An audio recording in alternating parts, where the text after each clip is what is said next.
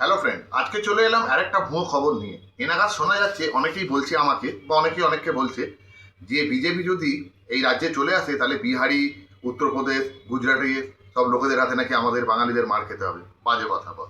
এটাও একটা ভুয়ো খবর। এর আগে অনেক রকম ভুয়ো খবরের নিয়ে ভিডিও করেছি, আমার ইউটিউব চ্যানেল আর ফেসবুক পেজে আছে, তোমরা গিয়ে দেখে নিতে পারো। এটাও একটা ভুয়ো খবর যে আজকে বিজেপি যদি এখানে চলে আসে পশ্চিমবাংলায়, তাহলে নাকি বাইরের হিন্দিভাষী লোকেদের কাছে আমাদেরকে মার খেতে হবে।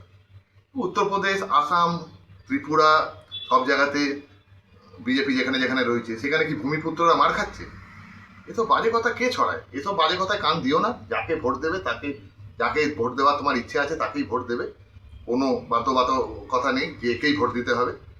এসব কান দিও না। ভূমিপুত্ররা চিরকাল প্রাধান্য পায় এবং পেয়ে থাকবে।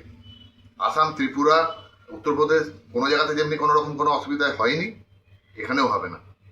তা ওই জন্যে যে ভোটটা একটা নির্দিষ্ট দলকেই দিতে হবে, বিজেপিকে দেবো না, এরকম কোনো ব্যাপার নেই। বাকি তোমরা যেখানে ইচ্ছে ভোট দাও, সেটা তোমাদের ব্যক্তিগত ব্যাপার। আর আমার এমনি অনেক ভুয়ো খবর নিয়ে ভিডিও করা আছে, গিয়ে পারলে একবার দেখে নিয়ে আসতে পারো। বাই।